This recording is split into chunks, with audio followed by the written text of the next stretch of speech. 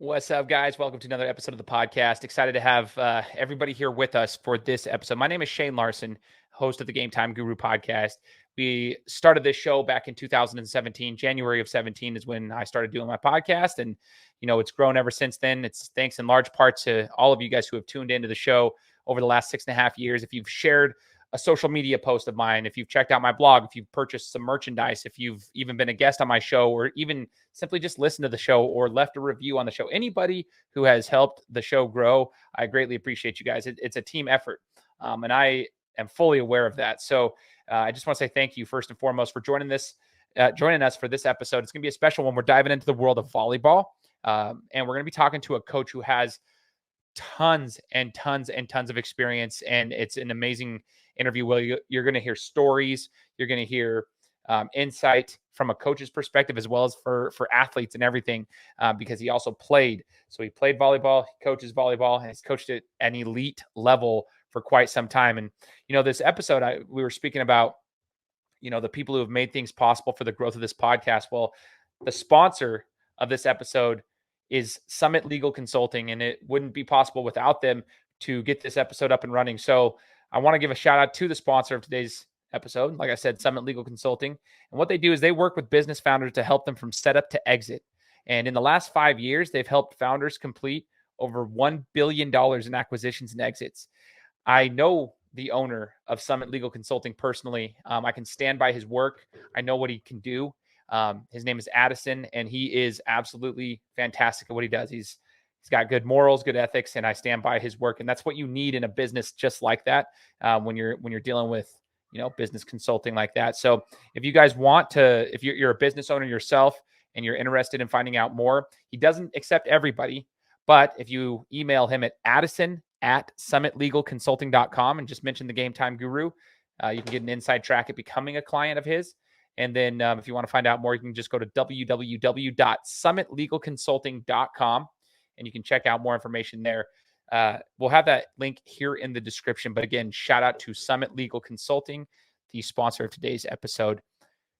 Again, guys, excited to have you with us. If you enjoy this episode, the only thing I ask in return is that you leave me a review on Apple Podcasts or even on Spotify.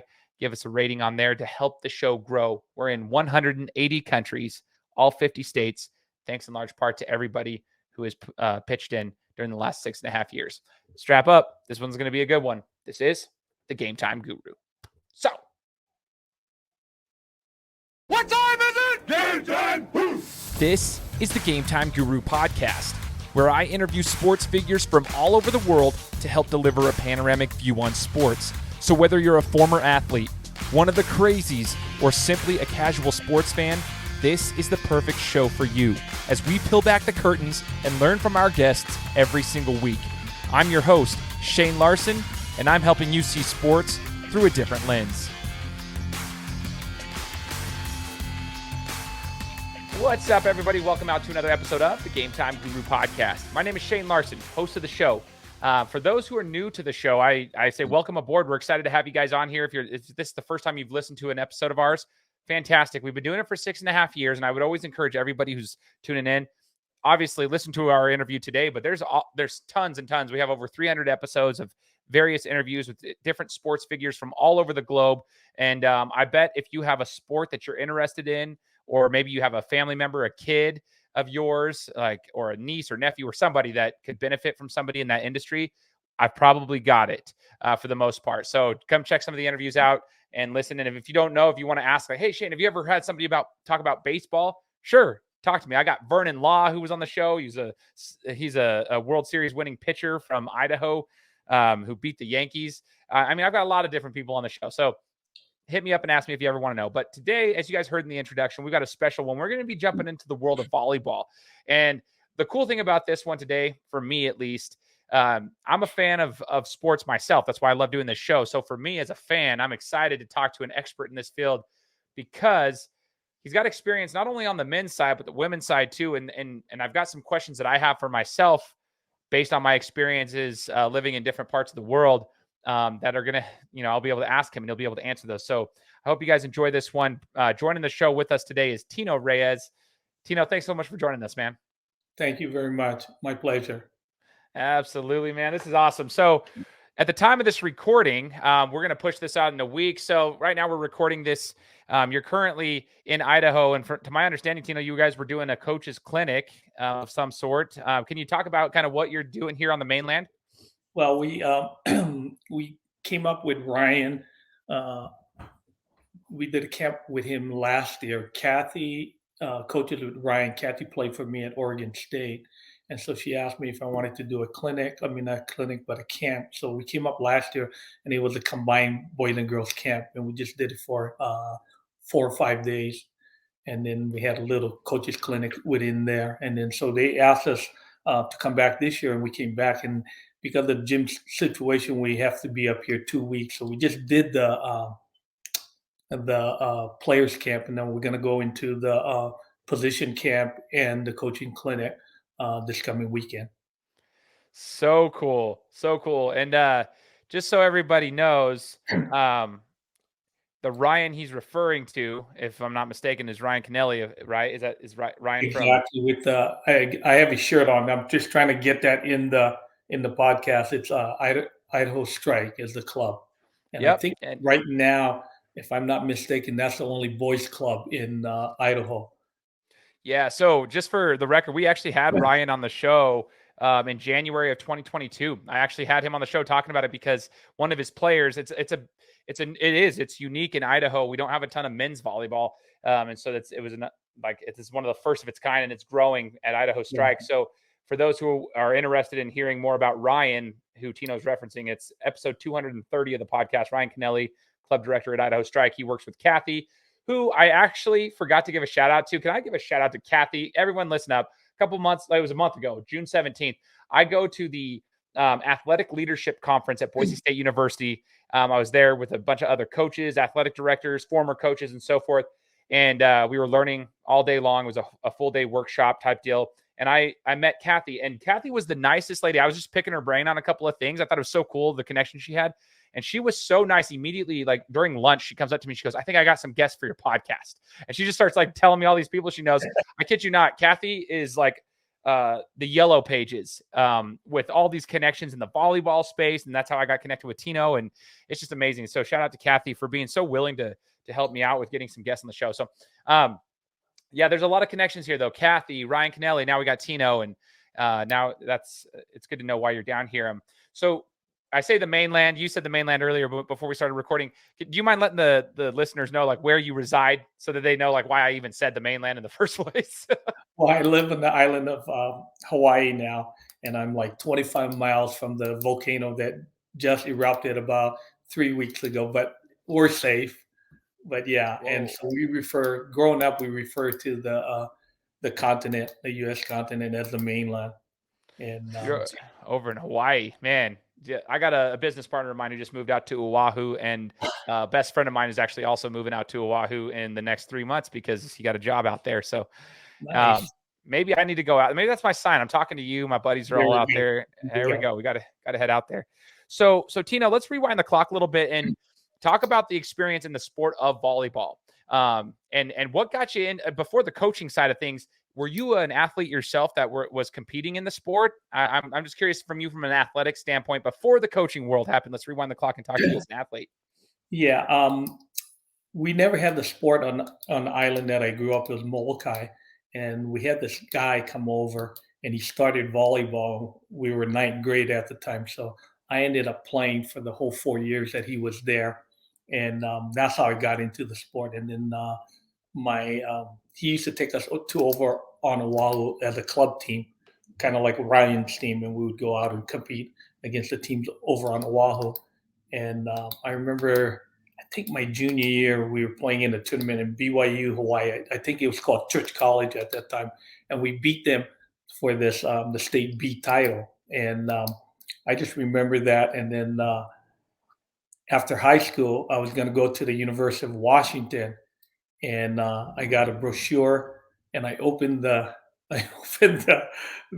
brochure, and I saw 33,000 people at the school, and my island has only 7,000 people. And I went, "There's no way I'm going to go there." So I called my high school volleyball coach, and we went over to what was then Church College of Hawaii, which became BYU Hawaii, and I played there for a year, and then played some basketball, and then ended up finishing volleyball at Cal Poly San Luis Obispo, where I got into coaching as well. Oh, wow. So did you just say basketball as well? You played basketball as well? Yeah, I played basketball. Actually, that was my first love. I actually liked basketball a lot better because I grew up playing it from 5 years old, and but being 5'9", I think it was easier transition to play college volleyball, and but it was good fun playing basketball at the collegiate level. Oh, wow. Okay, so with that being said, I'm curious, there are some of those athletes, there's a lot of basketball players, male and female, who cross over to volleyball. So I am curious if you could, like give some insight as to what are some of the main crossovers? Like what did you find as parallels between what skills from basketball translated directly to volleyball and vice versa? I think the jumping part, obviously, and then the quick start and a quick stop, I think helps. Um, the other stuff, volleyball's a unique game. It's not you don't catch the ball in volleyball, so it's a little bit different. But in terms of the jumping, making approach, and starting and stopping, I think those are the crossovers. I think, if I'm not mistaken, most of the best volleyballs on our men's national team, a lot of those guys were basketball players as well, and I Uh, think that's a real nice crossover. They got height, they got quickness, and because volleyball is not a running sport, it's a burst sport. It's kind of like the same energy system that you use in football. You explode for 3 or 4 seconds, and then you stop. You explode for 3 or 4 seconds, and you stop. And I think the average play time is maybe 6 seconds in volleyball. And so I think the quick start and the quick stop, I think, is a crossover, and obviously the jumping part. Yeah, totally, man. That's cool. If you're looking at yourself as an athlete now, before we get into the coaching world, I want to kind of pick your brain. Is there a favorite memory you had, a favorite event that you remember, whether it was a match or it was a tournament, through your high school or collegiate experience or club experience as a player in volleyball that you'd be willing to share with us? Uh, as a player, geez, I think the one was winning the state B championships. That was a club situation, but we were all in high school, and we had a couple of older people that were playing with us. And then playing collegiately at BYU, back in the day, that's where the best volleyball players played. And so the history of BYU volleyball, it was called Church College at that time, was immense. There were a bunch of people that played there that played on the national team. In fact, some of my mentors came from that school. I ended up coaching with them, and Oh, so wow. the So connection probably, with volleyball in that school was real tight. yeah. Okay. So that was like the school to beat. I got you. Like, Yeah. that's cool, man. Was there a coach of yours that you had when you were a player that stands out to you, and why? I want to talk to the coaches now of any sport and just maybe why that coach stood out to you, why they were an influence to you, good or bad, I guess. There was a bunch of them, but the first coach, his name was Tom Clark. He was I think he was a national referee at the time, and he came over to Molokai for a job, and then he stayed, and he had a son that was my age. He was my classmate, and so he was the best server in our class, and so to hang out with him, I went to play volleyball too, and he was the first influence. Because of him, I got into volleyball, and then because of him, I went to Cal Poly and met with Mike, and then little did I know, maybe 10, 12 years later, I come back to Hawaii, and now he's my assistant coach at a small little Catholic school, Division II college on Oahu called Chaminade College. I don't know if you've heard of that school. I've That's never the heard of it. Well, that's the school that back in the day they beat Ralph Sampson, who was number one in the country at that time. Yeah. So the basketball thing in at Chaminade. but I was coaching at that school, and my high school volleyball coach became my assistant coach for a year. So that was kind of a cool thing, see the whole thing go, full circle. And then, of course, the guy that I coached with, I played for and coached with at Cal Poly. His name is Mike Wilton. He's now the consultant, and I coached with him for I don't know how many years, 19 at the University of Hawaii with the men's team, and then 4 or 5 years at Cal Poly. So it was a 20-something years. And he coached my son, who played at BYU, all 4 years. So that it's not just a coaching relationship; it's more of a family relationship. Yeah. So, Wow. And you're mentioning it's funny because you just kind of nonchalantly say, oh, well, 5 years here, it's 20 plus years and stuff. Man, that's how long you've been in the game. Like you've got these connections, and it's funny how they do kind of circle back at times.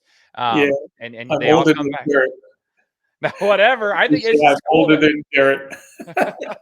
it's amazing though. It's cool that you've got this experience within the sport, and it comes full circle in different cities and different places Right. and everything. You mentioned I think it was Cal Poly that you were talking about coming down and you played, and that's when you kind of got in the coaching career. Tino, what was the biggest transition for you from being a player to then the coaching side of things? What was the hardest transition, I should say? I think the hardest transition at that time, I was still going to school, and the year before, I was playing with those guys that we ended up coaching, and so that transition is a little bit difficult when you're young. Yeah, when you get older, then it's maybe a little bit easier. But yeah, I think for me, the transition was I was a teammate of those guys just 4 or 5 months ago, and so I think that transition is difficult. So I guess my follow up to that, then knowing that is if somebody, I guess, is a younger coach, I guess one of the things that is a struggle, and I've heard that from other people too. It's like building the confidence, like the trust from those players, because they're like, no, dude, he's my teammate, and some of those players might actually be more talented than you at that time. Oh, definitely, yeah, for sure. Well, and that's happened to me too in basketball. It's like, dude, I'm better than this guy. Why is he trying to coach me? I guess my question for you, if you could give advice to coaches, especially young coaches, having gone through that with a harder transition, how do you go? Like, what's the best thing you can do to try to build that trust and that confidence in those athletes? I think if you do things where they understand that you're looking out for their best interest, and it's not a power struggle, you're just there to help them. In terms when you help them, then you help the team. And so I think you tell them the truth, even if they're your friends. You tell them the truth. If they're not doing a good job, you just tell them the truth. Um, Mike Wilton, he always says, if you can be kind and truthful at the same time, I think you're going to go a long way. And so we try to be kind. There's many ways you can tell somebody that's not doing a good job. You can say it harshly, you can say it nicely. So you get to pick which one you're going to use. You know, Yeah, so you get a choice on that. I like that, so you can be cognizant of that. I appreciate that insight. So Tino, one of the things that's interesting is the reason I wanted to ask you this question as a fan myself. So I served a church mission in Brazil for the Church of Jesus Christ of Latter-day Saints. And when I was down there in 2008 to 2010, what people might not realize is soccer is their main sport in Brazil, but then it's volleyball. Volleyball is their second largest sport. Now, basketball is getting bigger and bigger from the men's side of things, but men and women's volleyball is huge down there. And I think it kind of gets overshadowed by the soccer type of thing. But we would go around, we'd be walking around in the city parks and stuff. And in 2008, at that time, it wasn't really popular for men to be playing volleyball in the United States yet. I mean, they were obviously doing it. There was collegiate volleyball all over the place, but it wasn't as it's not as mainstream. And so we kind of had this look at them oh, that's a weak sport. And then, Tino, I watched them playing. I kid you not, these dudes are 6'3", 6'4", and the speed in which they were spiking the ball over the net, and then the guts that the other guys had to put their hands right in front of it. Their fingers would get hit, and I'm not kidding you, it's their finger would touch their forearm. And I'm like, dude, why would you do that? And they just keep playing, and they got their hands all taped up, fingers are all cranked out, but they just pop them in and they play. And we watched it for 2 years. I would go out and just watch them at the parks, and I just gained this huge respect for the guts that it takes to play volleyball when you're, not just there's females that play too, and I have a respect for them, but even the men, I'm like, dude, it's a tough sport. It's not just this weak sport that I thought it was. And so I gained some respect for it, but I'm curious, you've been through the eras of volleyball. When did it really start to take off for the males, like the men in the United States, as far as like becoming a little bit more popular and I guess more well received in your regard? Because it wasn't really that way. I don't remember. Well, it's still not in terms of the participants in the United States. In the United States, it's unique. In every country in the world, volleyball is more popular. Men's volleyball is more popular than female volleyball. And part of the reason in the United States, you remember Title IX. In fact, that was passed by Patsy Mink, who was a representative from the state of Hawaii that wrote that law, Title IX, that gave females equal access to scholarship. And so there's infinitely more scholarship on the girls' side than the guys' side. And that's why the guys' side, they struggle. They're in college, there's maybe 50 teams and maybe 30 Division I teams. And in girls volleyball, there's 400 maybe or 300 something Division I teams, and NEIA Division II, Division III. There's probably like close to 1,000 teams, and not all of them get scholarship, but just the fact that many kids are playing on the girls' side. But one of the things that's kind of interesting, until this past Olympics, the women's national team never won an Olympic gold, and the guys I think have maybe 3 or 4 gold medals, in that time. And so the coaching on the men's side was vastly more improved because the smaller pool they had to pull from, and they had to compete against the world, and they were pretty successful. But now Coach Kirai has done a great job, and if I'm not mistaken, they're probably going to be the favorite to win the gold medal in this coming Olympics. And Really? Yeah, men's volleyball is still in its growing stage. That's why, like Ryan, that's the part of the reason why we come up here is because, I coached men's for 19 plus years, and Ryan is one of the pioneers in men's volleyball in the Boise area. And so, he's doing something to help spread the sport. And, we just kind of wanted to help out. And he's done a good job because last year we came up, he said he had 5 teams, I think. And then this past year, he has 9 teams. So it's growing. And then Kathy the other day got a text message from another guy that's starting a club to see if she wanted to coach. So apparently it's growing. And so it is growing. Yeah. That's a positive. I guess you have, like, on the Pacific coast, I guess, like, you got Washington, Oregon, California. A companion of mine on my mission actually came from California. He played volleyball in high school, and he asked me, he's like, they don't have volleyball in Idaho for high school. I was like, no, dude, that's like not a thing for men. It's all the girls do. Yeah, for sure. And it's actually pretty cool, but the men, that's not even a thing we think about. And he was telling me, dude, we would in California, he's like, man, they would pack the gym for the guys volleyball there. And so I guess my question for you is, I'm like, and that was 2009 when I was companions with this guy. So we're looking 14 years ago, and I still feel like we're starting to make progress. But I guess, Tino, what do you think we need to do in Idaho and any other state that doesn't really have it? How can we even get to the point where we can implement men's volleyball into high schools? Well, we have to support guys like Ryan Canelli, because he's taken it upon himself to help spread the sport, and anything that we can do to help the men's, I think because of the lack of scholarship in college. If there's a basketball player and a volleyball player, the chances are that player, if he plays 2 sports, both sports, they're probably going to end up in basketball because he can get a scholarship, than volleyball. Volleyball in men's volleyball, I think at the Division I and Division II level, I think it's 4.5 if it hasn't changed. When I was coaching at UH, that's what we had. So everybody had a partial scholarship. And so there were some guys that I wanted to recruit, and they was like 6'10", and they said, "Well, he's a basketball player," and they would go to a lower Division two, to go play basketball. And these kids at that time could probably, maybe given the right circumstances, could have been on the national team, maybe, but money talks, and partials don't walk. Yeah. Sure. No, but that's an interesting. This is why I'm glad that you're talking about this. This is to educate people that might just see things surface level. Now let's dive we dive a little deeper, in scholarships and lack thereof for the men's side of things might play a role in that. I hope everyone's listening. Go back and take notes of this. If you guys are listening to this right now with Tino, like, take note of that. That's a very important piece of it. There might be a reason somebody chooses a lower division school for a different sport, because they might get their education paid for a little bit more or something of that nature. Especially now, how much education costs.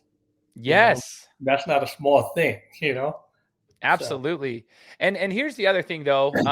And to that point, Tino, nowadays in college, now that they have the name, image, and likeness, everything's kind of like the wild, wild west with that. But like, you can go to a junior college if you really want to, and you can start making money off of being a junior college athlete if you really want to. So just go there, pay a cheap education, and just make tons of money. So there's a lot of options for kids now to actually make money.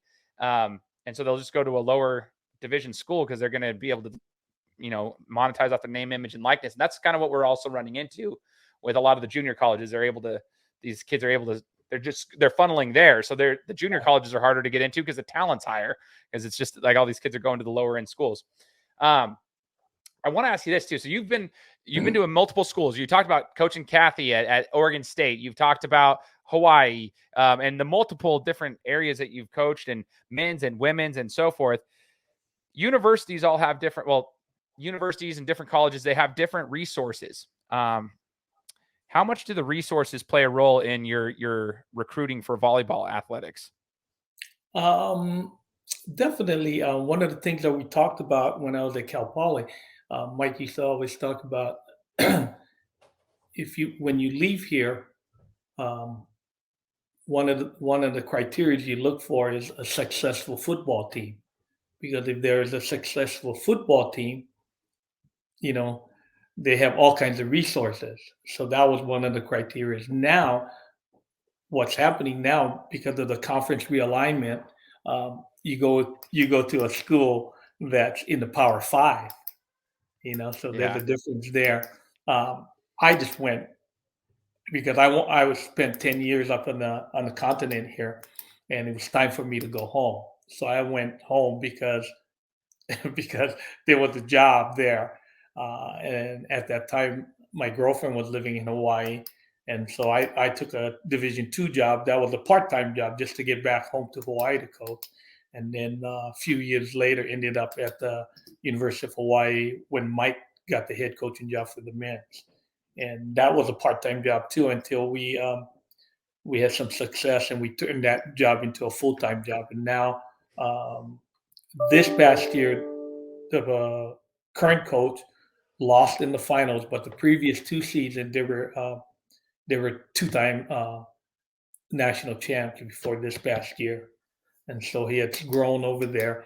Remember when we were there, there was several years where we sold out the 10,000 seat arena. So we had some good runs there, and now the team is still doing a great job. And so it's kind of fun to see. But in Hawaii, volleyball is high school volleyball is a major sport in Hawaii. You obviously you have football, you have basketball and baseball, but volleyball is right up there. In Hawaii, when I say we, the state produces more world-class volleyball players than we do basketball players for whatever reason. Wow. Yeah, we have one, two, three. We have three guys from Hawaii on our national team, and the national team consists of 12 players. And so we're pretty proud of those guys.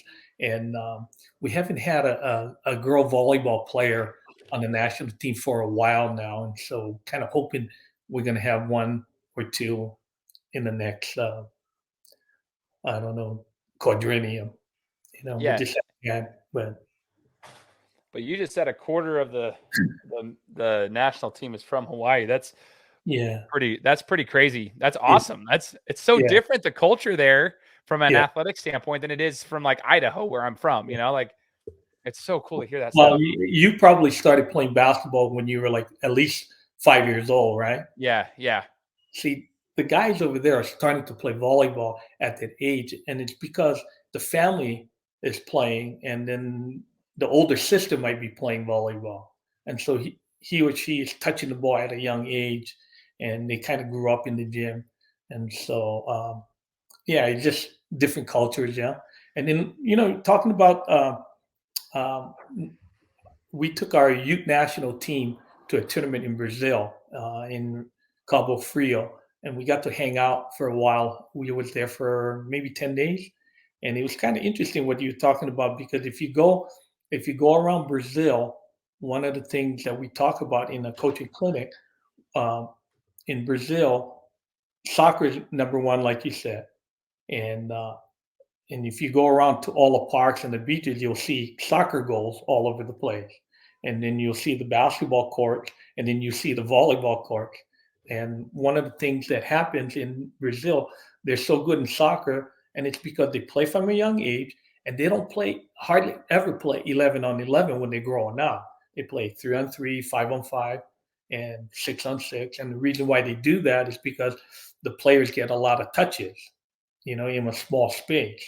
So that's what we're kind of trying to do with Ryan over here. We're just trying to tell him, don't worry about the 6-on-6. It'll come together if we go 2-on-2, 3-on-3.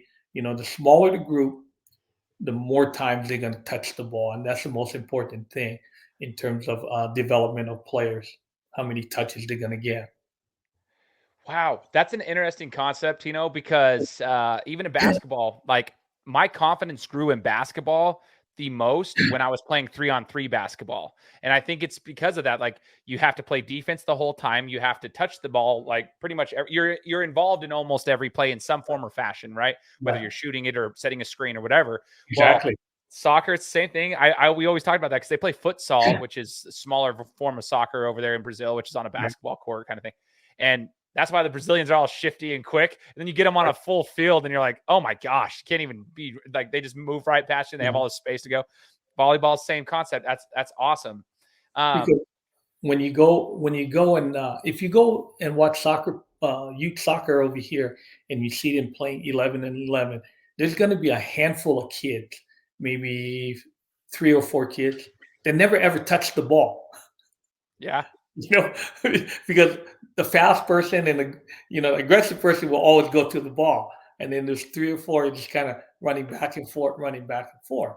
But if they were in a 3-on-3 contest, the chances are slim that the ball's not coming to them. And so that's the concept we're trying to get for faster development. Totally. That's so awesome, man.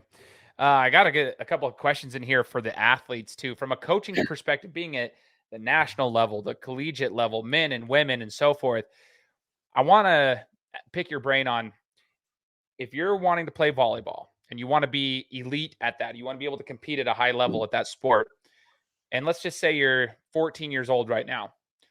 Tino, knowing what you know, what would you advise those athletes to be working on right now in the summer or in their off season, whatever their off season may be? What's a skill set they need to develop and work on to be able to start that rise to the elite levels? I think number one, they got if you have a chance to go work out in the gym in terms of lifting weights and running and stuff like that and getting strong, and you have a group of guys that are going to go play doubles on the grass or the beach. Um, Best to develop the game, because again, it's the amount of touches that you get, and if you immerse yourself in the sport, that's why clubs are important because clubs give those athletes more opportunity to touch the ball. And if I'm an athlete and I had a chance, the choices are go in the gym and lift weights or go to the gym and play volleyball. If you want to develop your skill, the skill level has to be developed first.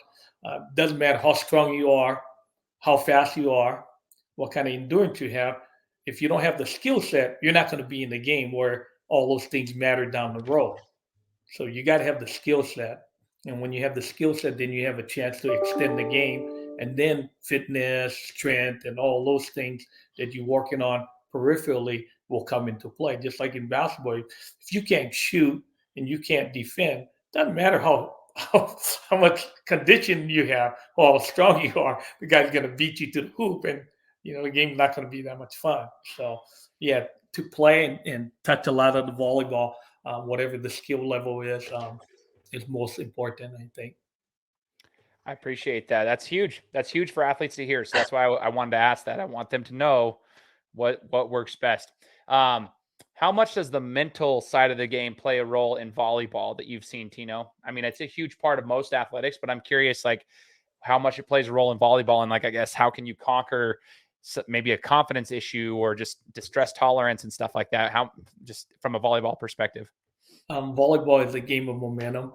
I have an example.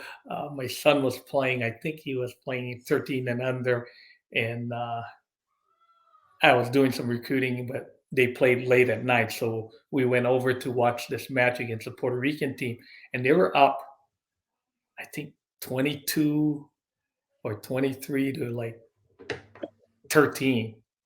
And and at that level, almost certain that kid is going to miss a serve. And the kid didn't miss a serve until he was tied at 23-23.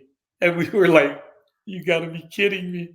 And it was funny because, the kid just got a momentum and kept going and kept going. And, my son's team was hitting the ball out, or they were shanking passes all over the place. And so I think if you can, like in all sports, the mental part is a big deal, you know.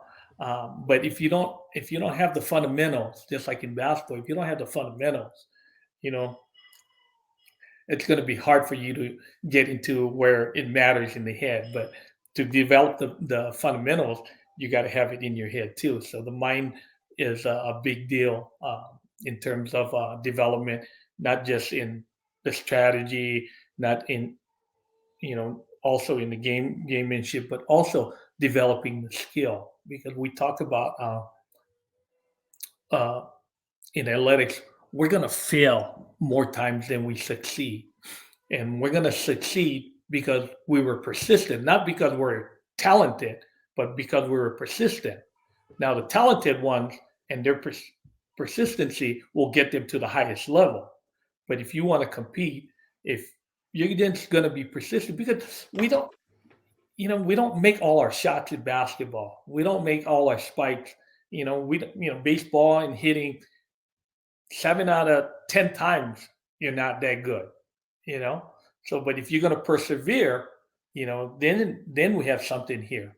So, but you're going to persevere because a couple of things: you're strong-willed, or the environment that you're in has created a place where you want to be at. And so you can develop your skill. But yeah, the mental part is real big, not just team wise, but individually too. The best volleyball players to me are not the most talented one. Just within our family, one of my son is the most talented one, but the one that went the farthest was the one that practiced the most. You know, so I just saw that in my family too. So, and we see that all the time in teams. Man, that's such good insight. Of all the of all the teams that you've coached, men and women, what makes the best team in the sport of volleyball? What, like, some of your best teams, what made them so good? First of all, I think number one, um, I think as individuals, they were all accomplished, not just in volleyball. They were accomplished in school. They're accomplished as people. They brought that accomplishment to the floor, and I think one of the one of the things that they were always willing to work hard. We weren't always a talented one, but they were always willing to work hard, and they understood that the group, if we get everybody pulling in the right direction, we're going to be better than teams that are more talented. And so I think in terms of what makes good teams, I think uh, they care for each other, they're willing to work hard, and they see the value in what they're doing, as a group. And so if we can get those things in the right direction, we're going to be pretty good. We may not win all our matches, but I think we're going to be pretty good. I love that. Uh, is there an athlete that stands out to you that you've coached in the years that you've been coaching that just stands out to you for one reason or another? And what is that reason? There was a kid that we recruited out of Israel. And it was kind of this friend of a friend, Fred Hialpa was his name. He played in this World Masters Championship, and I think it was in Europe, if I'm not mistaken. And he came home back to Hawaii, and he was friends. He's an LDS member, in fact. All the guys that I coach with are all LDS members, to be That's funny. and Fred knew Coach Mike Wilton because they were LDS members. And so Fred came back home and called Mike and said, "Hey, I got a player for you." And we said, "Where in Israel?" And he asked us. We asked him if he got some film. So he wrote back to the dad, and we got some film.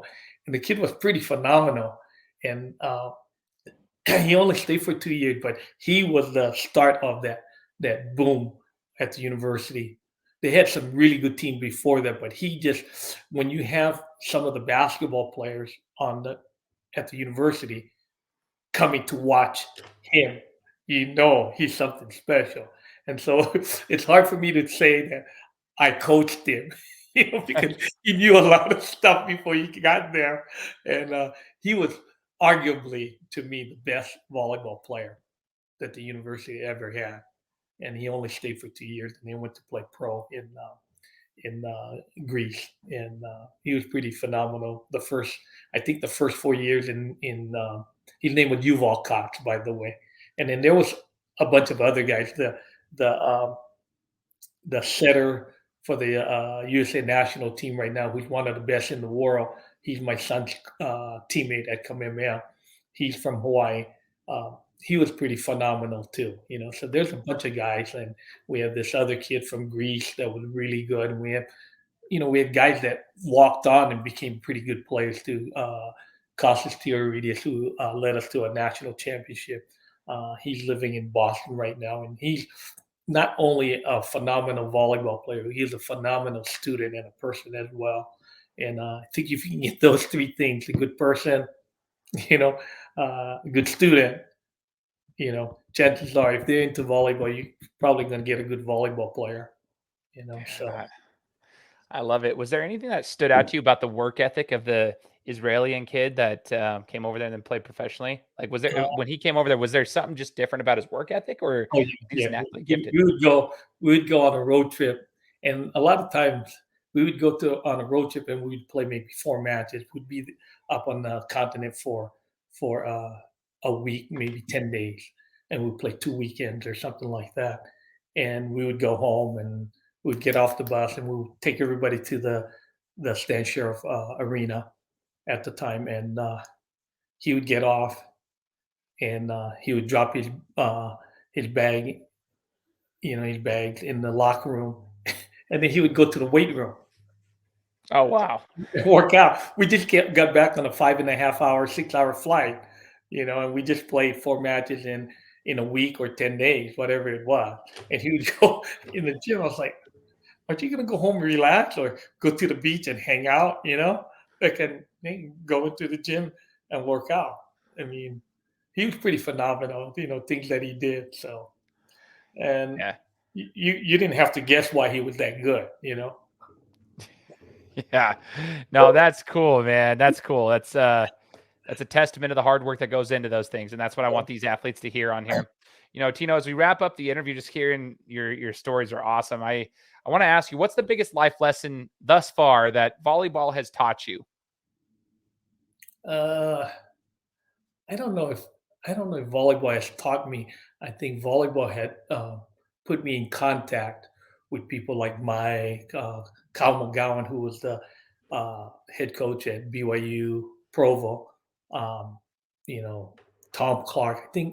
I think the people and the guy Randy is the LDS guy too. And Oh, really? yeah, and so all the guys that I coach with are all LDS guys except my high school basketball coach, and it just brought me into a situation where I was influenced by these people a lot, and so you could say that volleyball taught me those lessons, and actually just put me in touch with the people that kind of shaped my life a little bit, and so that was a good thing for me. That's awesome. Yeah, man. It put you in it built the social capital around you that kind of molded you into who you are today. That's so cool, man. And Exactly. Tino, as you look around at the different places you've played, whether it be different countries, different states, whatever, do you have a favorite place to play that you've competed in as a coach or a player? And what was like what stands out to you about that place, whether it's an arena or a country or something? I just want to hear about the volleyball perspective. What's your favorite place you've ever played? Got to be the Stan Sheriff Arena. It was magical back then when we played there. The players were so coveted that some of them had to get in the laundry basket to get out of the arena because there were so many fans that were waiting for them to get their autograph, and so it was kind of phenomenal at that time. And so the Stan Sheriff Arena was like the best place. We played at Provo, Utah, and I think today it's still the men's volleyball attendance record. I think we played in a Marriott Center. They were giving away tickets, and I think they got like 14, almost 15,000 people in there. And we played in that match, and it was a fun match to play. And I always talk to my friend, and he was a opposing coach, and he's another LDS guy, Of Grayson. course. Yeah, he goes. We had a play in there where our libero dug the ball and went over, not over the net, went outside the net, but on their side of the court. And we had another Israeli kid that went over there. And, they all grew up playing soccer, yeah? So Yeah. he runs over there and he kicks it and it comes back, right outside the antenna and right at the net. And the kid from Greece, Kostas Theodoridis, goes up and just hammers the ball. and Gracie goes, after that play, he said the match was over. You guys won the match. And it was like in the second game or something like that. He said the match was over. And we still laugh about that too today. That's So that was, awesome, man. it's nice to go to a foreign hostile territory with, a lot of people and perform that way. So the boys, a lot of kudos to them. Oh yeah, man, that's so cool. Yeah. And the last question then, Tino, for you as we wrap it up, you talked about it, it's perfect. It kind of transitions into it. In basketball, in football, and whatever. I talk to these. I coach basketball, so when I talk to my athletes, I'm like, listen. Some club tournaments you're going to go in there. There's like parents watching. There's going to be times where you might go in. There might be 5,000 people watching. There might be 40 to 50 coaches. It all varies on the location. But I was like, you got to be able to handle the pressure. You've got to be able to like come in there and handle it. And some kids have their own, I guess, pregame rituals, if you will, music they listen to or a certain thing that they do to get in the right headspace. I know for me, when I was boxing before any match, like, so I didn't want to ever like go into a boxing match without like being able to fight to my best ability. Like, even if I lost, I want to be able to fight freely and not be so tense and stuff. So I would listen to Michael Jackson, which is the weirdest thing. Everybody who's heard me talk about that, I'm like, dude, I know I would listen to all this rock music and rap music to like get pumped up. But like when it was time for my match, about 30 minutes prior, I turned to Michael Jackson. That was my music to just like calm my nerves and still stay in the flow state. And so I'm just curious, do you have something that you yourself or that your players do that helps you when you go into these big environments, like 14,000 people, the pressure's on, the lights on, it's hostile territory. Is there something that you have done that you found that works for you to just be able to be of a free, sound mind and go in there and perform to the best of your ability? Mike always used to tell us that uh, the cake's in the oven. We did all we can throughout the week to prepare for this match, and now we just got to let the players, perform. And if we can do that, then I don't have anything specific for me to relax, but I'm sure players do.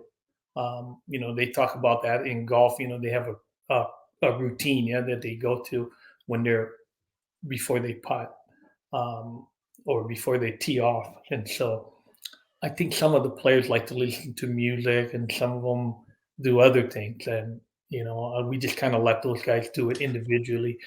For us, if we can just prepare them during the week and have the scouting report and have the game plan, I think that's all we can do. Of course, you want to build up their confidence throughout the week as well too, and so certain drills are designed to do that. And we hope that we did the best that we can. The cake's in the oven, dude. That's beautiful. Like I'm taking notes on that myself. I'm like, man, as a coach, that's beautiful. So long as you prepare properly, that's really what it is. You're like, all right, then let's And just go out there and McGowan said that you feel pressure because you're not prepared, and so, and these guys are great coaches. So I kind of just listen. And that's what I talked about, like volleyball put me in touch with these people. And these guys are all LDS people for whatever reason. And so, and it's funny because my last athletic director at Hilo was an LDS guy too. It was funny. Hey, they're coming after you, Tino. That's what they're doing. I know. Oh man, that's so funny. And then you happen to jump on a call with me. I too am a member of that same church. It's so great. I love it. Yeah, I did a camp out in Nampa for Carolyn. I can't remember Carolyn's last name, but Idaho Crush is her club. You probably heard of it. Idaho Crush. Yeah, and the high school won like 4 or 5 state championship in the last 10 years or something like that. And they're all LDS. They're BYU people too. Oh yeah, I think is that the Bauer family? Oh, exactly. Yeah. I just called Very Danny yesterday, but I haven't heard from him yet. I'd like to see them. I like to actually go and see their club because they got a new facility and so on and so forth. So yeah, they're breeding volleyball players over there with the Bauer family. I'm very familiar with the Bauers. I've grown up with one of the Bauers. So you know that then. Absolutely. Tino, you're the man. I appreciate you taking the time out of your schedule. Like you're over here, and I just have enjoyed this conversation. Hopefully we can continue the relationship, the friendship after this too. But I just want to say thank you. Thank you for joining the show and being willing to share your stories with us, man. Okay, sounds good. Thank you so much. Thank you. For everyone listening, make sure you tune in and leave us a review, and we'll be coming to you next week with another interview. Guys, thanks so much for listening to another episode of my show. Now, if you could go and do me a favor, head over to iTunes, give me 5 stars, and leave me a review. It would be greatly appreciated. Thanks, guys. Appreciate your support.